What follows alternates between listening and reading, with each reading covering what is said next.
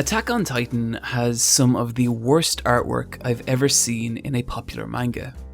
There's a kind of stilted, awkward quality to the way the characters are rendered, with gaunt, stiff facial expressions, rigid, scratchy line work, and unexpressive posing. It's something that its author, Hajime Isayama, has repeatedly acknowledged in interviews, and was even mentioned alongside his first publicised work when he won an award for his short Oars. This section of text right here mentioning that the artwork featured was the worst in the award's history. And it's not like Isayama can't produce a compelling composition when he needs to, or that he hasn't improved over time, which he has. But looking back at these early volumes, it's hard to imagine that anyone at the time would have been able to predict that this series was going to go on to become one of the most staggeringly successful in existence. To date, globally, Attack on Titan has sold a recorded 66 million volumes, and done so in 8 short years. But even these sales figures belies the mass cultural penetration of this series, a title with widespread mainstream success not only in Japan, but in foreign shores as well, leading to all manner of merchandise, video games, a pair of live-action movies, nonsensical spin-offs, and even a crossover with Marvel's Avengers. Hell, I was watching a dating show with my parents on public Irish television, and somehow it even came up there. Ooh, is it Attack on Titan? God, So yeah. good. It's So amazing. good. Great stuff, guys. The series has reached such a point that, for me personally, the more interesting conversation now is not the inherent quality or lack thereof of the series itself, but what are the factors that caused its explosive mainstream popularity? In other words, what makes Attack on Titan popular?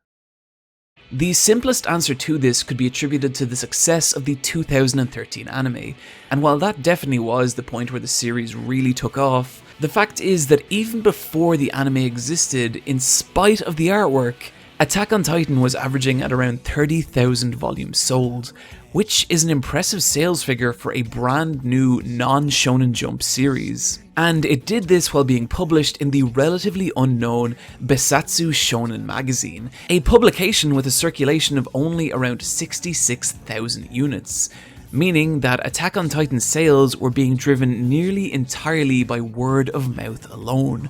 So even before the anime, something about this series was really resonating with a public at large, and I think a big part of that can be attributed to the series' core premise. Attack on Titan tells the story of a world infested with titans, massive lumbering humanoid entities that appeared suddenly one day and devoured most of the world's population, causing the remains of humanity to take refuge behind the giant walls of the capital city. It's a compelling premise, but also one that's very simple. With only a sentence or two, it's very easy to put across the basic story and conflict of Attack on Titan, meaning that it's very easy for word of mouth to create intrigue around Attack on Titan's world, which in turn means that a lot more people are going to end up checking it out. And I think to really understand the appeal of this world, we need to first examine its starring character.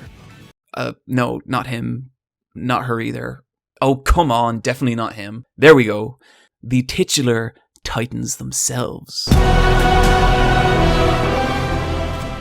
As humans, we are the unquestionably dominant species on this planet. And I think what so many people find so compelling about the Titans is how utterly they take that away from us. It's the same sensation as peering down on a train of ants, except now we are the ants. This is also an appeal that the Titans share with one of their major influences, that of the Japanese kaiju. Roughly translated from Japanese meaning strange beast, kaiju are the massive monstrosities that are synonymous with 20th century Japanese cinema, originally being inspired by 1933's King Kong and 1953's The Beast from 20,000 Fathoms. The genre took its spiritual form with 1954's Godzilla, and in a single movie, Toho represented the national feelings of pain and inadequacy as Japan was brought to its knees by a massive foreign threat, directly mirroring the post-World War II mindset of a Hiroshima-scarred nation. Kaiju are the living embodiment of national paranoia, the threat that at any moment some strange, unknowable danger could emerge and destroy our lives as we know it. And this same fundamental fear is part of what makes the Titans so compelling as antagonists, and also part of why the series carried so much appeal in its home country of Japan, as Titans were a fresh take on what had become one of the nation's best loved fictional staples. Unlike Kaiju though, which tend to resemble animals or creatures of myth, Titans resemble us. There's an uncanny, disturbing quality to the Titans' appearance, and this is one aspect in which I think Isayama's art actually really helped the series.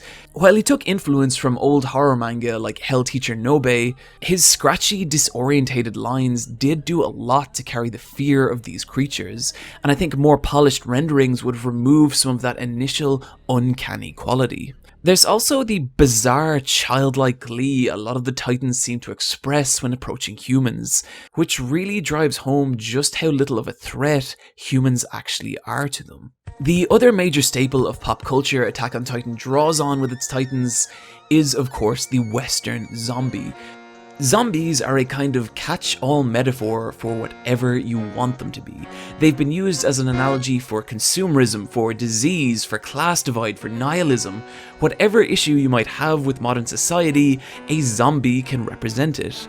Which not only is an appeal shared by the Titan, but also why in 2013, when the Attack on Titan anime aired, America was in the throes of its love affair with the zombie, with season 3 of the world-shatteringly popular Walking Dead about to air, as well as the undead being the focal point of many major video game series of this time. Meaning that the West at large was primed and hungry for a fresh take on the undead, and that was a role that the Titans fulfilled, and in doing so, made the show infinitely more marketable to a widespread American audience. However, I think the real appeal of zombies isn't specifically the creature itself, but more so the landscape it creates. And by that I mean, zombies often herald the fall of society.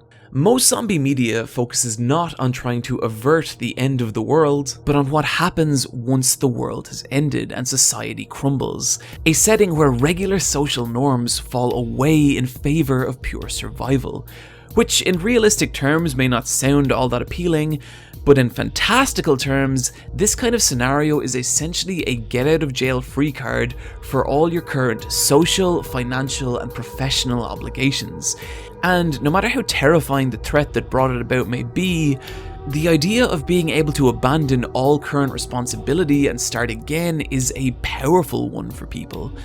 And also why I think the world created by the appearance of the Titans carries so much intrigue for people. The Titans create a landscape completely devoid of modern societal worries, the perfect fantasy to escape from day-to-day life. And so it's the combination of two of the best loved monster archetypes in existence that born the Titan, a kind of perfect predator in the fictional world of its series, but also a creature that, based off past media, was nearly mathematically guaranteed to be a hit both in its home of Japan and in the West. The other major aspect of the show's appeal is the very particular way it treats its human characters. The sheer size difference between your average human and your average Titan all but negate any natural physical advantage one person would have over another. Meaning that if you want to be a tough-ass boy in Attack on Titan's world, you can do that. And if you want to be a tough-ass girl, well, you can do that too. There's an ungendered quality to how the series treats its characters. You can see this especially in the uniforms of humanity's defense force. Everyone, regardless of gender, wears the same basic stylish outfit. And the reason this matters is because it gives the fantasy of being one of these soldiers the broadest possible appeal, while also making the uniform itself one of the most infinitely cosplayable in existence. For years after release of the first season, it was impossible to go to a con and not see literally dozens of different takes on it. And whether you want to keep it simple on a budget or go all out, you're probably going to look pretty goddamn good doing so. It tends to suit all body types and ages, meaning for at least a couple of years there, This was the most desirable cosplay on the scene, which only further enhanced the series' global appeal, as seemingly everyone wanted to and could be a member of humanity's defense force.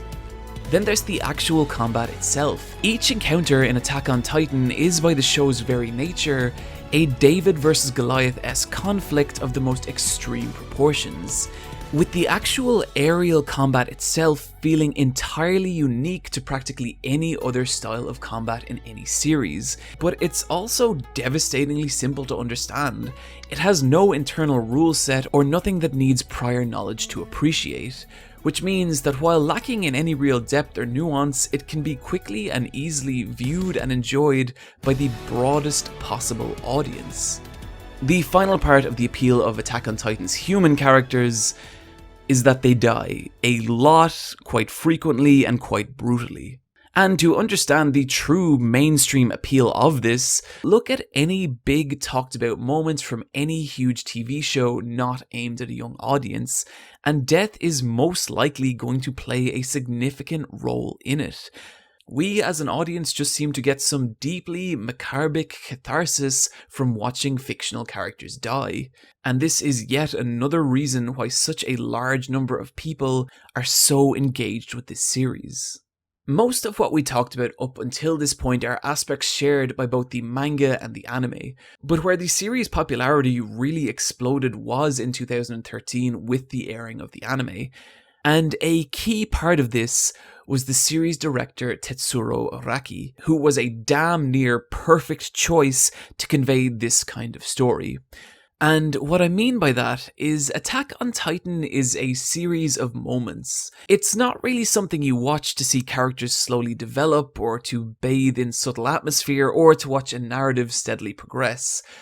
Rather, it's a show of big, flashy, emotional outbursts, dramatic and often ludicrous plot twists, and intense explosions of action. And the reason Araki, not that one, is so well suited to this kind of story is that these moments are just the kind of intense instances he's exceptional at conveying. He knows just how to move a camera in a 3D space to maximize the energy and drama of a single second, whether it's something as small as Light taking the potato chip in Death Note, or as massive as the colossal Titan swinging his arm and destroying the armaments of Wall Maria. There's a velocity and an impact to how he directs these scenes, greatly adding to the visual appeal of this show. These moments are also complemented by arguably one of the best soundtracks of recent times, which, while being great music, also has a way of swelling and exploding that beautifully complements those moments of intense visual drama. Kinda like this.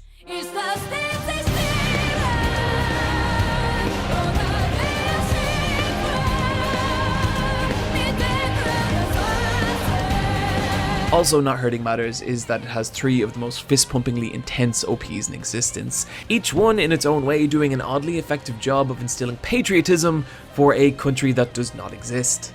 What all this accounts for is that essentially the production of Attack on Titan fixed the series' biggest issue, its artwork.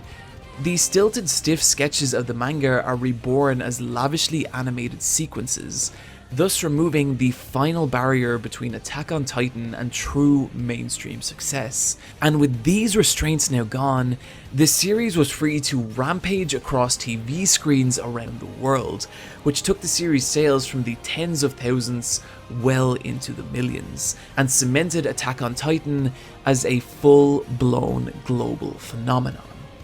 Of course, the handling of the anime's adaptation aside, none of this is to speak to the actual quality of Attack on Titan's story. A lot of criticism gets leveled at this series, and in many cases I think rightfully so. While there's several characters I personally really enjoy, it's hard to ever really shake the feeling that what you're watching is a melodrama, with many of the characters operating off a single core motivator, and often being subject to irrational and sometimes even nonsensical emotional outbursts or actions. The pacing can feel staggered in a way that makes sections of the show a real slog. While those intense moments we mentioned earlier are the driving force behind the show's narrative, the spaces connecting those moments are far less enjoyable, as without any real character development to pick up the slack, they kind of just act as empty hallways to the next major action scene or plot reveal. And the overall narrative itself gets pretty out there later on, and does lose a lot of the thematic purity of the first few episodes. And I think ultimately, how much you're going to enjoy Attack on Titan is going to depend on your willingness to forego conventionally well-written characters and a coherent, well-paced narrative in favor of a fantastical post-apocalypse world of spectacle, mystery, and bombast. And if this video has done anything, I hope it's highlighted for you why that's a trade so many people seem willing to make.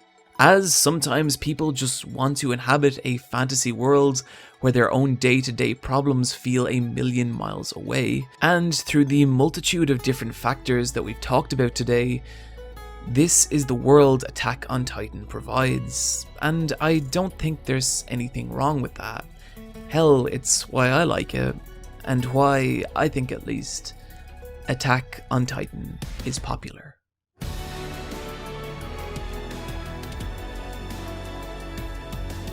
Friends, as always, I want to thank you for joining me today. I hope you enjoyed the video, and if you did, consider heading over to patreon.com/supereyepatchwolf, where you can see your name listed with all these fantastically amazing people right here. Or come hang out on the Let's Fight a Boss video game podcast for our landmark 50th episode, where we will be heralding the dawn of a new, probably terrible Sonic game. Or come find me on Twitter @eyepatchwolf. Friends, take care of yourselves, and I'll see you next time.